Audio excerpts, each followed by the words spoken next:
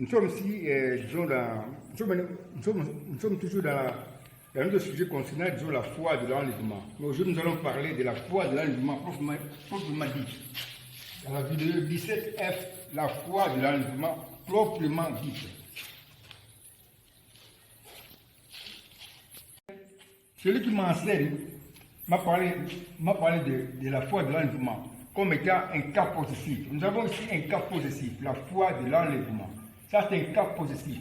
Or, celui qui m'enseigne ces choses, qui est l'auteur de la Bible, qui s'appelle Jésus-Christ, m'avait dit ceci. Quand nous avons un cas possessif, comme dans le cas ici, la foi de l'enlèvement, les noms qui sont cités dans ces cas possessifs sont dans l'unité. On a cité ici les noms, la foi et l'enlèvement. Ces deux noms ici sont dans l'unité, comme on les voit ici. Nous avons aussi la foi et l'enlèvement. Ceci nous donne alors un petit schéma de prophétie, comme ci après. Regardez. Nous avons ici un petit schéma de prophétie dans lequel la foi représente la révélation.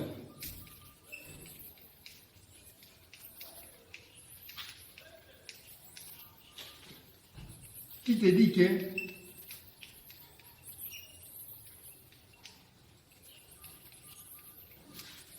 tu seras dans l'enlèvement.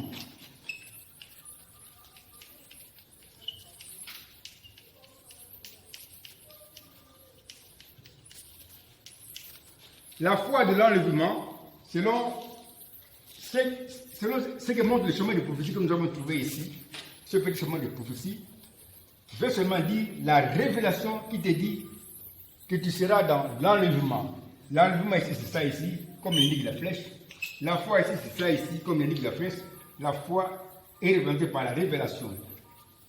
La foi de l'enlèvement veut seulement dire la révélation qui te dit que tu sais qui sera dans l'enlèvement. Nous avons pris le cas d'un homme qui reste en Afrique, mais qui a reçu de son ami qui est en Europe une promesse de recevoir de lui $500.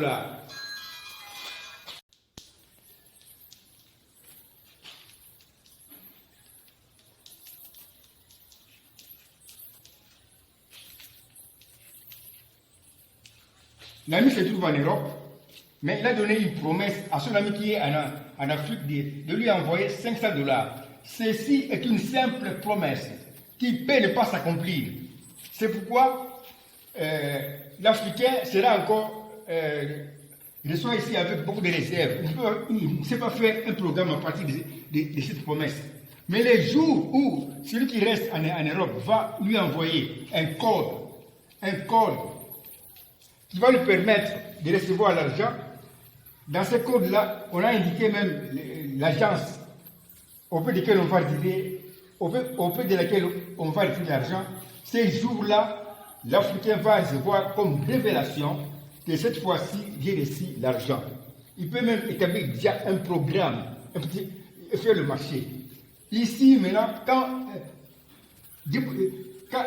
on reçoit le code qui permet de retirer l'argent à une agence, c'est ce jour-là que l'Africain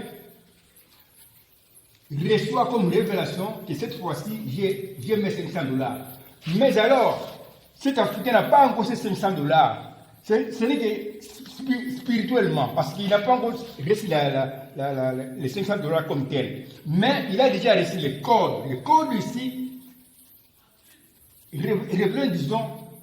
donne aussi la foi que cette fois-ci, j'ai reçu l'argent. Il n'a pas encore reçu l'argent, mais c'est spirituel. Il a déjà reçu l'argent spirituellement. Il n'a pas encore tenu l'argent dans ses mains. Mais comme il a vu le code, il est sûr de lui. C'est pourquoi il s'est dit que j'ai reçu l'argent. Je peux même établir un programme. Ça, c'est le code. Dans le spirituel, c'est la même chose. Dieu a donné la promesse à l'épouse. La promesse que l'épouse sera enlevée. Ça, c'est la promesse de l'épouse. Être enlevée. C'est une promesse que Dieu a donnée. Cette promesse va s'accomplir, mais on ne sait pas quand. On ne sait pas si cette promesse va s'accomplir dans 10 ans, dans 20 ans, dans 30 ans, dans 50 ans, on ne sait pas. Mais Dieu a donné la promesse. Comme il est fidèle à ses promesses, L'épouse sait que la promesse va s'accomplir. Mais les jours où Dieu va envoyer maintenant les codes spirituels,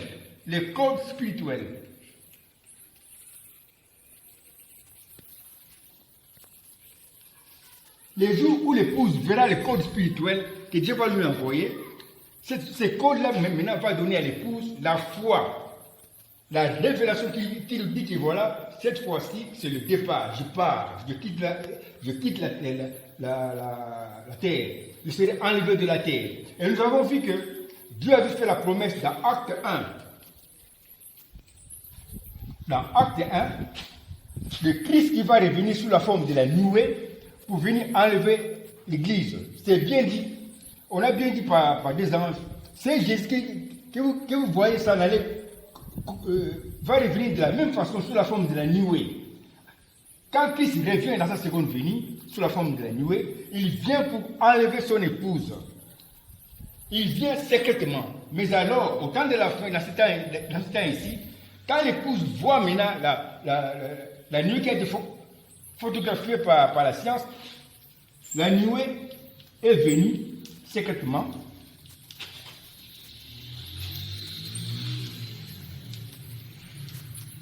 La nuée est venue secrètement.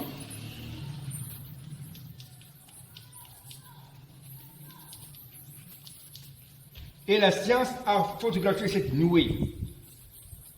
Or, l'épouse était avec un prophète Élie. Le prophète Élie maintenant a révélé à l'épouse que ça c'est la nuée, c'est Christ qui est revenu sous la forme de la nuée.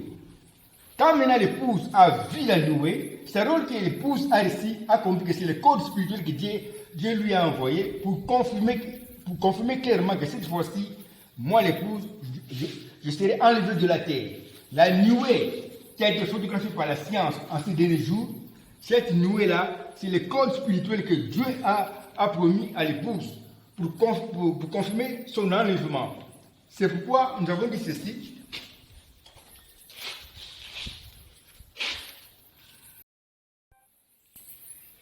Parce que moi, je suis enseigné à partir des dictées que quelqu'un me fait l'autre de la Bible. Voici une dictée. C'était une simple promesse. C'est comme toi, c'est comme ton ami qui t'a fait la promesse de t'envoyer $500. Le jour où tu as reçu le code qui te permet d'aller retirer l'argent, c'est dès ce jour-là que tu as reçu la foi. Cette révélation qui t'a dit, comme je vis le code, je vais finalement recevoir cet argent. C'est la même chose dans le spirituel. Les jours où l'épouse a reçu comme code spirituel la vie du Seigneur comme l'ange de l'enlèvement, c'est bien ce jour-là que l'épouse a reçu la foi de l'enlèvement. C'est-à-dire la révélation qui lui a dit que cette fois-ci, c'est mon départ parce que j'ai vu Christ qui est venu comme un ange, comme une nouvelle naissance de Jésus-Christ, pour m'enlever et m'amener à Jésus-Christ le Seigneur. Je peux alors dire aux autres, bientôt je quitte la terre, parce que j'ai vu l'ange de l'enlèvement photographié dans ce message du temps de la fin sous la forme de la nuée, qui était promise dans Acte 1, pour revenir et m'enlever. La nuée dont l'apparition est secrète mais est révélée à l'épouse par le précieux prophète Branham. L'enlèvement se fera donc par la nuée, qui est l'ange de l'enlèvement et la nouvelle naissance de Jésus-Christ. Maintenant, nous avons un cas semblable dans la Bible. Dans la Bible, on nous parle de l'aveugle de Simeon. L'aveugle de Simeon avait reçu comme promesse qu'il ne mourra pas avant de voir la venue du Seigneur comme nouvelle naissance. Simeon avait reçu comme promesse qu'il ne va pas quitter la terre sans avoir vu la venue du Seigneur, la venue du Messie comme nouvelle naissance. Alors Simeon attendait cette promesse-là s'accomplir. Quand maintenant Simeon a vu la venue du Seigneur comme nouvelle naissance, c'est alors maintenant que Simeon a pu avoir la révélation qui l'a amené à se dire que cette fois-ci, je m'en vais, je dois quitter la terre. Il a commencé à en parler aux gens. Cette fois-ci, c'est mon enlèvement de la terre. Simeon était comme un acteur dans un film prophétique créé par Dieu lui-même. Nous avons ici Simeon qui a reçu la promesse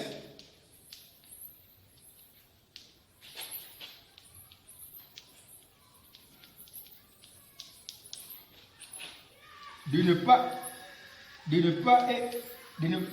pas quitter la terre sans avoir vu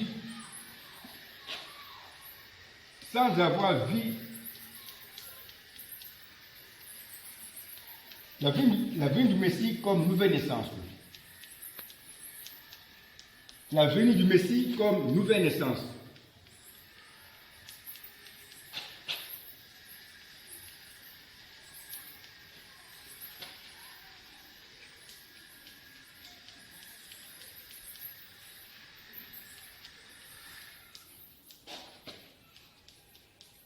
Or, ceci était un film prophétique dans lequel se trouvait Simeon. Simeon était un acteur dans un film dans lequel il était dans le rôle là de l'épouse qui sera enlevée, mais qui attendait la venue du Seigneur comme nouvelle naissance. Ici, on nous parle dans le récit du Messie qui devait venir comme nouvelle naissance de Jésus-Christ. Mais dans l'accomplissement de la prophétie, Dieu avait annoncé au travers de ce film-là prophétique que l'épouse qui est ici, représentée par Simeon, va recevoir la venue du Seigneur comme nouvelle naissance. La nouvelle naissance de Jésus-Christ, c'est son ange qui est en lui, qui reste en lui. C'est ça sa nouvelle naissance. La nouvelle naissance de quelqu'un, c'est le Saint-Esprit qui est en lui. C'est pourquoi quand nous parlons de la nouvelle naissance, on parle aussi d'un nouveau nom. Quand Christ revient sous la forme de la nouée, quand Christ revient sous la forme de l'ange du Seigneur qui vient enlever l'épouse, Christ porte un nouveau nom. Nous avons vu, disons, dans les vidéos passées, quand Christ revient au temps de la fin, il vient dévoiler tous les mystères cachés. Il vient apporter la révélation complète de la parole. Et puisqu'il vient apporter la révélation de la parole, son nouveau nom, c'est ce qu'il fait comme travail. Il vient pour révéler la parole dans sa plénitude. C'est pourquoi son nouveau nom, quand il revient, ce n'est pas Branham. Son nouveau nom, c'est la révélation de la parole. La révélation de la parole. C'est le travail qu'il fait quand il descend. Parce que nous avons vu dans les vidéos passées un peu partout que Christ, à sa seconde venue, va apporter la révélation complète de la parole. Ou bien aussi, la parole qui est révélée. La parole révélée. Ça, c'est le nouveau nom de Jésus-Christ. On verra ça plus tard quand on va entrer dans ce chapitre. La parole qui est révélée. C'est-à-dire la parole qui est révélée par Dieu lui-même. Ça, c'est ça le nouveau nom de Jésus-Christ. Quand Christ revient comme son ange, comme nouvelle naissance de Jésus-Christ, qui est son ange, c'est alors maintenant qu'il porte un nouveau nom, parce que Christ, quand il revient, il dévoile tous les mystères cachés. C'est pourquoi son nouveau nom, c'est ce qu'il fait comme travail. Qu'est-ce qu'il fait comme travail? Il vient apporter la révélation de la parole. C'est pourquoi son nouveau nom, c'est la révélation de la parole, de la parole, ou la parole qui est révélée. On nous parle dans Luc, il avait que Simeon, qui attendait la venue du Seigneur comme nouvelle naissance. Quand il a vu la venue du Seigneur comme nouvelle naissance, c'était pour lui un code spirituel. C'est alors qu'il a reçu comme révélation, c'est alors qu'il a reçu comme foi, comme révélation, que cette fois-ci, c'est mon enlèvement de la terre.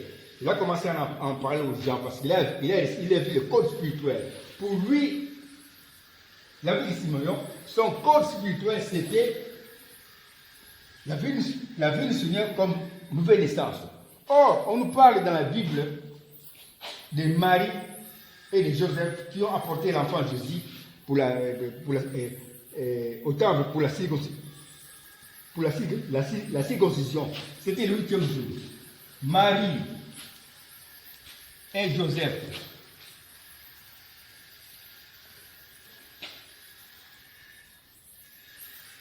ont apporté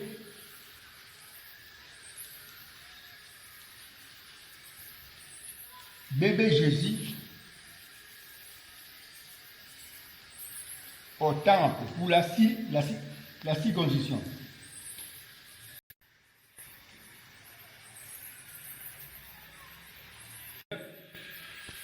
Qui ont amené Jésus, qui ont apporté bébé Jésus au temple pour la circoncision. C'était le 8e jour.